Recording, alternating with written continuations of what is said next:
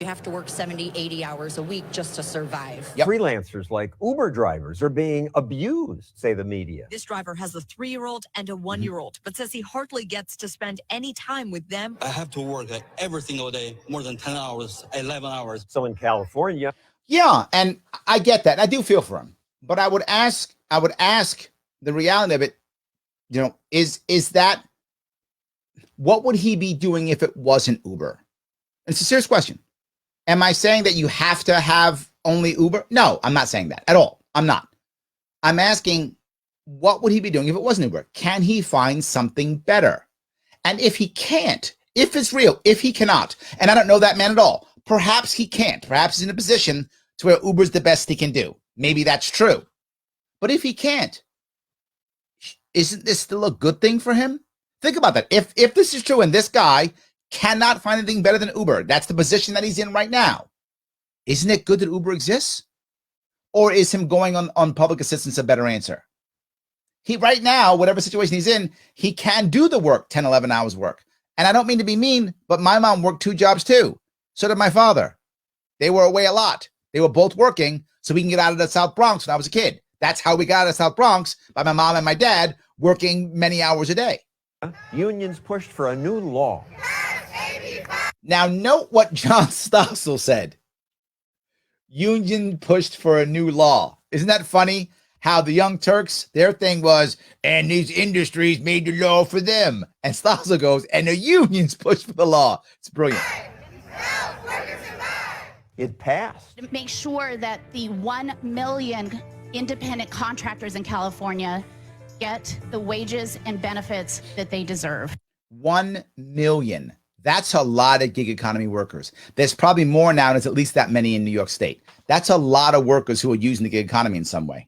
Assemblywoman Gonzalez wrote the law that dictates millions of freelancers must now be hired as employees. Yep. Gig workers win historic victory. And this is what they keep talking about. I keep hearing this. It's such a great thing. What a great deal. I don't know. To be forward, I don't know one gig worker who thinks this. I mean, maybe they exist. I'm sure they do. That one guy we saw earlier, he was happy, I guess. Well, he's probably doing something else now. But my point is, I don't know any that are telling me this. Oh my God, I can't. I don't know this. I don't know this to be true. Said the media. They'll get benefits they need, like a minimum wage, overtime, sick pay.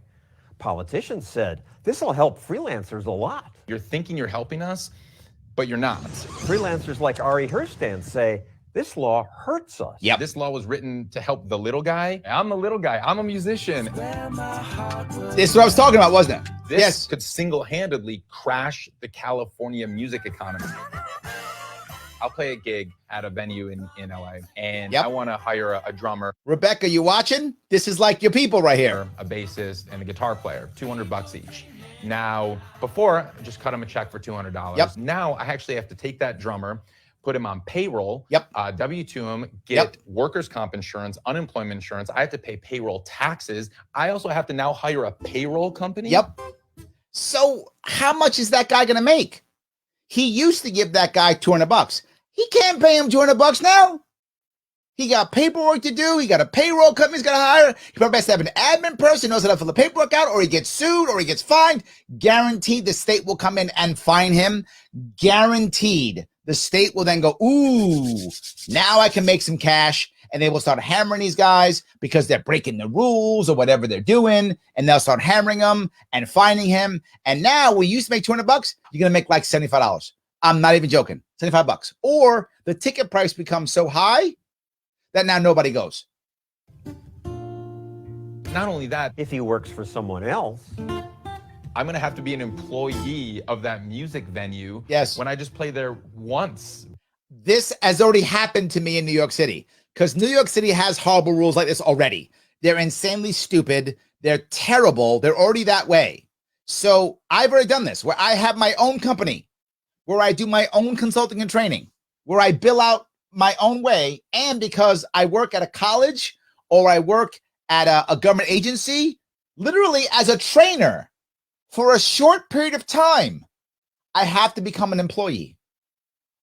Yeah, I consult with a company. Depending on the company, they have to make me an employee. So I mean, I can have 2 jobs officially and run my own company, just so I can do the paperwork. What a terrible idea. Once a year, maybe. And so the music venues, we're going to start to see those shutting down. Yep. Having a good one? Yep. The law targeted rideshare companies like Uber and Lyft. Politicians claimed the companies abuse drivers. But now many drivers are upset by the laws, saying, well, this is my point, right? If you're trying to target two different companies, right, Uber and Lyft, then you should be open about it and see if it's constitutional. I'm very serious. If you're saying Uber and Lyft are evil, if you believe that to be true, okay, target a law against them. These are the bad guys. This is the bad thing. And see if it makes any sense. See if they are that evil, if they're destroying the world. They're not. But if they were, then target them and pass a law to stop those guys. Why would you pass a massive law destroying the entire industry of so many people because you're mad at Uber and Lyft? I like being independent. Yep. I don't want a boss to tell me when or where to drive. I like making money making deliveries because I'm on my own schedule. This is my favorite pastime right now. When I get into an Uber or a Lyft, I ask my driver, what do you think about this new law? Either they don't know about it or they're not in favor of it either. And I'm like, oh, wait, why don't you like this law was written to help you? Like, oh, well, I'm a recording engineer. I'm a photographer. And this is my fourth side gig. Like, this is exactly what I was talking about. People who are trying to move into a new world, to be happy, to find their own place in life. Often as you make that move into something new, like a musician or whatever the case may be, unless you are insanely lucky, and it does happen, but unless you are the 1 in a million insanely lucky musician that walks in the door and goes, boom, I'm a star. Unless that happens, you happen to be that lottery winner and that happens to you, you're going to have to go through a whole lot of work like this guy and others to hit that stride that you need to be a successful musician, to make a living as a musician or any photographer, all those things. It takes time and money and energy before you can make that connection to where, yes, I can feed my family and support my lifestyle on this job. So you need gig work to do that. I just said that. This guy's like reading my mind. I want to do this when I want to do this. Yep. And if now I'm an employee and I'm W-2, they're going to dictate my hours. I don't want that. Correct. The reason I do this is for the freedom and the flexibility. So exactly. So if you want a regular job, there's lots of regular. I'm not against regular jobs. I think they're wonderful. Lots of people have them. Lots of people love them. Please, if you like that, have a regular job. Nothing wrong with that. Why are we stopping those who don't want that? That's my problem. The lawmakers say, we know better. When you have to take a side job or a third gig or a fourth gig, that's not flexibility. That's feudalism. That's feudalism. What a bunch of garbage that is. So when you have a job, whatever that job is, and your boss tells you that you will work here at this job from 8 a.m. until 6 p.m. every Monday through Friday, you will do that and you may not be late. You must be here 8 a.m. and you must leave at 6 p.m. and you will get 1 hour lunch. And that 1 hour lunch will be from noon to 1 p.m. That's when you may eat. And you take a break twice a day. And the break comes at 10 and also at 2:15. That's when your break is. That's when you can have a break and go to the bathroom and stuff. That's it. That's not feudalism. Oh, your mom is ill or sick? You must apply in advance and let me know if you want to go someplace. Oh, you're going on vacation? I will tell you when. And you only get 2 weeks. That's all you get. And you only get it after 6 months. That's not feudalism. What is wrong with you? Do you have like a problem in your mental capacity on what you just said? But when you have 4 voluntary side gigs, that is literally the opposite of feudalism.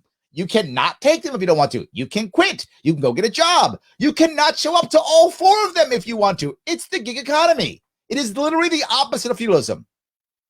And most of these people don't have to get the gigs. Most people who are working gig jobs don't have to. Most of them want to. Most want the extra money or want to try something new and have to make cash. I'm not making it up. Do your own homework. That's absolutely true. Most want it. Some are stuck. I agree.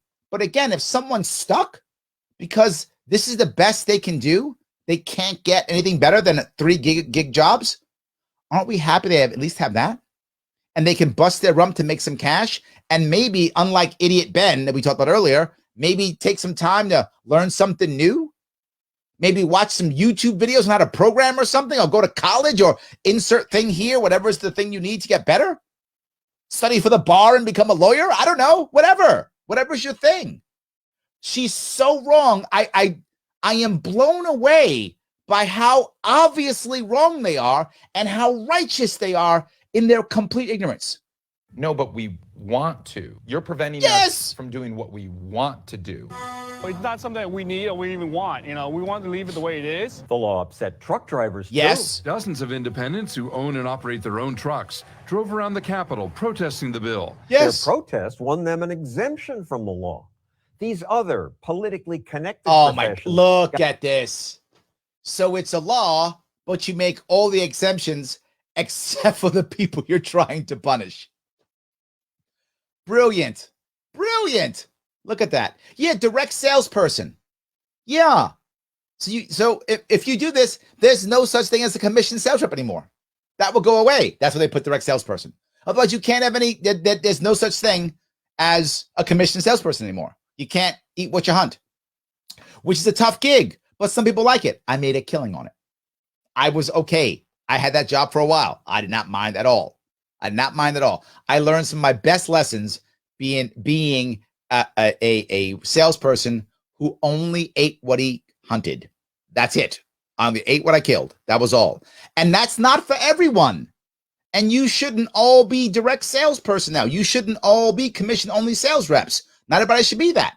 But if I wanted to do it and you want to do it, why would people stop us? Libertarian movement is about the same thing always. Life, liberty, pursuit of happiness. This goes in direct violation of all three of those.